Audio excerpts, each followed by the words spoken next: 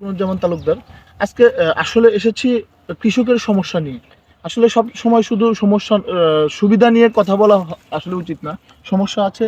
এই আপনি যদি কোনো ধান ক্ষেত কিংবা চাষির অবস্থা জানতে চান, তাহলে আসলে খেতে না আসলে বোঝা বড় মুশকিল।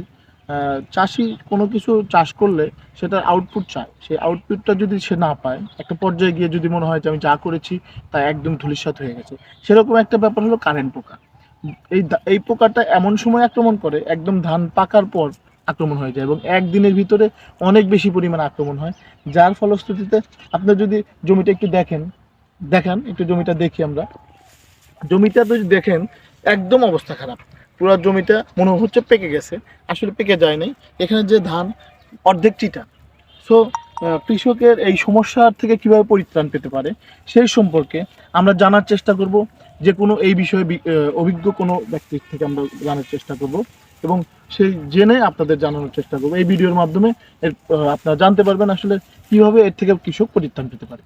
সহকারী কৃষি কর্মকর্তা শেখ সাদিক ভাইয়ের কাছে আসলে কারেন্ট পোকার যে উদ্যোগের একটা প্রাদুর্ভাব শুরু হয়েছে সে সম্পর্কে তার কাছে আমরা জানবো। আসসালামু আলাইকুম ভাই, কারেন্ট পোকা থেকে আসলে কৃষক কিভাবে বাঁচতে পারে সে সম্পর্কে যদি আমাদের কিছু বলতেন।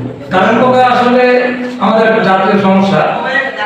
আমাদের দেশে কারেন্ট পোকা নিয়ন্ত্রণ করার দুটা পদ্ধতি আমরা অনুসরণ করে থাকি। একটা হচ্ছে প্রতিরোধক, যেটা কারেন্ট পোকা আক্রমণ করার আগেই যদি আমরা ইমিডাক্লোপিড গ্রুপের ওষুধ আমরা ছত্রাক অথবা কীটনাশকের সাথে দিয়ে দিই, তাহলে এটা আগে থেকে পরিত্রাণ হয়ে যাবে আর ওই ক্ষেতে কারেন্ট পোকা আক্রমণ করবে না। আর যদি কোনো কারণে আক্রমণ করে যায়, প্রাথমিক পর্যায়ে যদি আবার পাইমেট্রোজিন এবং নিটেনপাইরাম এই গ্রুপের ওষুধ যদি ধান ক্ষেত বিলি কেটে আমরা গোড়াতে স্প্রে করে দিই, তাহলে এটা থেকে 80 থেকে 90% এটা থেকে পরিত্রাণ হওয়া সম্ভব। এক জমিতে অ্যাটাক করলে কোন জমিতে যাওয়ার সম্ভাবনা থাকে? মাসবি এবং জমিতে অবশ্যই পানি থাকা যাবে না, পানি নিষ্কাশন করে দিতে হবে।